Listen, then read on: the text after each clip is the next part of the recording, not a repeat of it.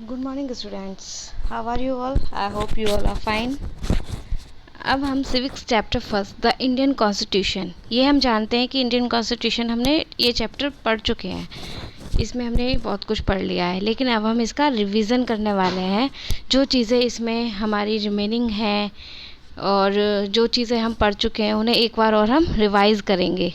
तो अब हम आगे बढ़ते हैं। The Indian constitution, Indian constitution की मैं पहली टर्म की बात करूंगी, फेडरलिज्म। फेडरलिज्म क्या होता है?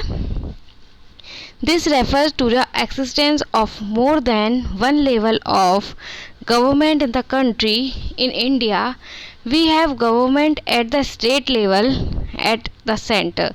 पंचायती raj in the is the third there tier of government and you have read about in is your class 6 book.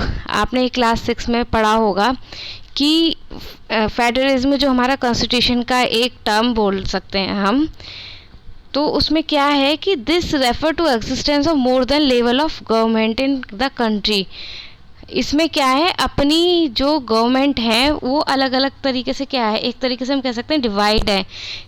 और वो डिवाइड कैसे हैं? जैसे पंचायती राज हो गया, स्टेट गवर्नमेंट स्टेट लेवल पे हो गई, एक सेंटर लेवल पे हो गई।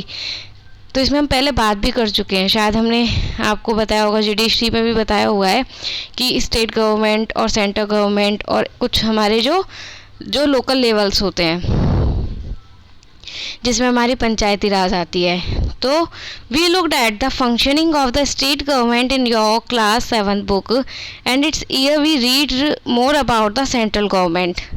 हमने सेंट्रल गवर्नमेंट के बारे में बहुत कुछ पढ़ा हुआ है, स्टेट गवर्नमेंट के बारे में आपने क्लास 7 पे स्टेट गवर्नमेंट के बारे में भी पढ़ा होगा।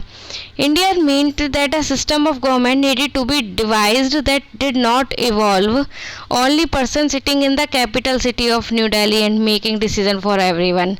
इसका मतलब ये है कि केवल लोगों को ये हक नहीं है कि न्यू दिल्ली में बैठकर सेंट्रल गवर्नमेंट ही सारे डिसीजन लेगी सबके लिए। Instead it was important to have another level of government.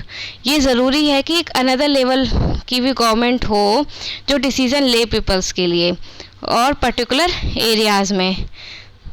Under federalism the states are not merely agents. Federal government person in India government by laws made by each of these level of government. ये अलग अलग level से government बनाई गई है। अब हम बात करें अपने नेक्स्ट फैक्टर की, पार्लियामेंट्री फॉर्म ऑफ गवर्नमेंट। तो पार्लियामेंट्री फॉर्म ऑफ गवर्नमेंट, इसमें हम आगे पढ़ने वाले हैं the different tiers of government that you just read about consists of representatives who are elected by the people. Your class 7 book began with the story of Kanta who was standing in line to vote during an election. आपने on equality में पढ़ा होगा कि कांता की story है जो election में vote के लिए लाइन में लगी हुई है। Constitution of India graduate universal adult suffrage for all citizens. When they were making the constitution, the member of constituent assembly felt that the freedom struggle and prepared the masses for universal adult, that this would help encourage a democratic mindset and break the clutches of traditional caste, class, gender hierarchies. These mean that people of India have a direct role of electing their representatives. Also, every citizen of country, irrespective of his or her social background, can also consent in election. These representatives are accountable to the people. तो इसमें हमने क्या पढ़ा? इसमें हमने ये पढ़ा है कि किसी को भी उसकी कास्ट और रिलीजन, ये मैं पहले भी पढ़ा चुकी हूँ, उसके हिसाब से डिवाइड नहीं किया जा सकता। कोई छोटा बड़ा नहीं है, हमें एक इक्वलिटी यूनिटी के साथ हमने अपने कॉन्स्टिट्यूशन असेंबली में कुछ चीज़ें इसीलिए ही ऐड की हैं ताकि कोई इनइक्वलिटी हमारी सोसाइटी में ना रहे। अब हम बात करते हैं सेपरेशन ऑफ पावर्स की। According to constitution there are 3 organs of government, there are legislature, executive and judiciary. अब हम बात करें तो हमारी 3 मेन हमारे पिलर्स हैं गवर्नमेंट के, तो वो कौन कौन से हैं? लेजिस्लेचर हो गई, एग्जीक्यूटिव हो गई और जुडिशरी, न्यायालय हो गया हमारा, ठीक है। तो इसमें क्या है, एक तो होती है हमारी मीडिया जो लोगों की बातों को पूरी सोसाइटी में पहुंचा रही है, ठीक है। एक हो गया हमारा जजमेंट कि जो हमारी प्रॉब्लम्स हैं उसमें जजमेंट दिया गया।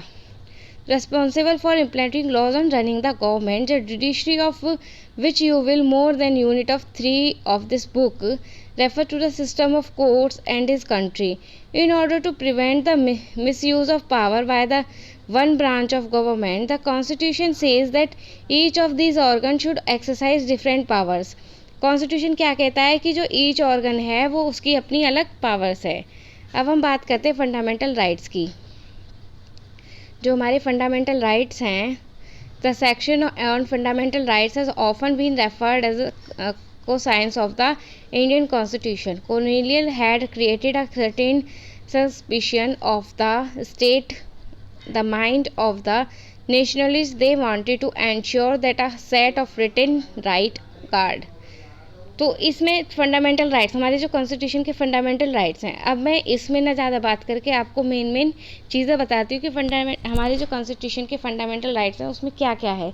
राइट टू इक्वलिटी है, राइट टू फ्रीडम है, राइट टू अगेंस्ट एक्सप्लॉइटेशन है, right to freedom of religion है, कल्चर एंड एजुकेशनल राइट्स है, राइट टू कॉन्स्टिट्यूशनल रेमेडीज़ है। तो राइट टू इक्वलिटी में जैसे कि मैंने बताया कि कोई भी किसी का कोई रिलीजन, कास्ट के हिसाब से उसको डिवाइड नहीं किया जाना चाहिए, उसके साथ कोई भी भेदभाव नहीं होना चाहिए, कोई भी डिस्क्रिमिनेशन नहीं होना चाहिए, अनटचेबिलिटी, इस तरीके की चीज़ें नहीं होनी चाहिए सोसाइटी में। राइट टू फ्रीडम, स्वतंत्रता का अधिकार।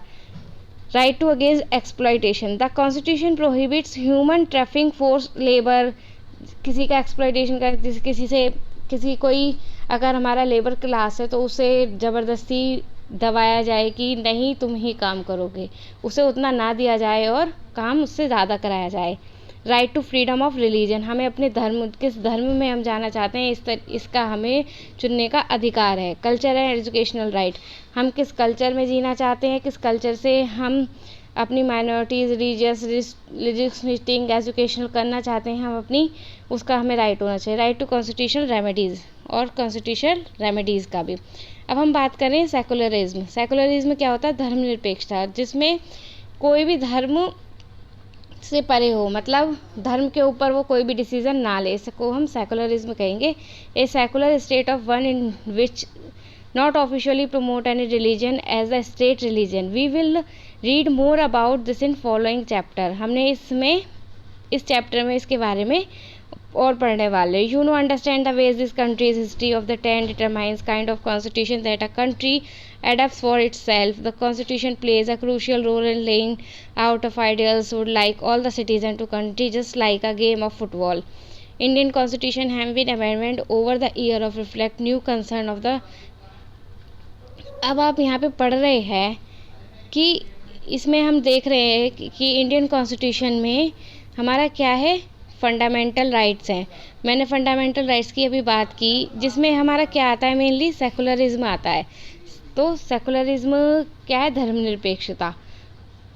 तो आज हमने स्टूडेंट्स इन सब के बारे में पढ़ा। अगली वीडियो में हम अब आपको क्या करना है, एक्सरसाइज देंगे हम, तो इसका रिवीजन आपको करते रहना है। Have a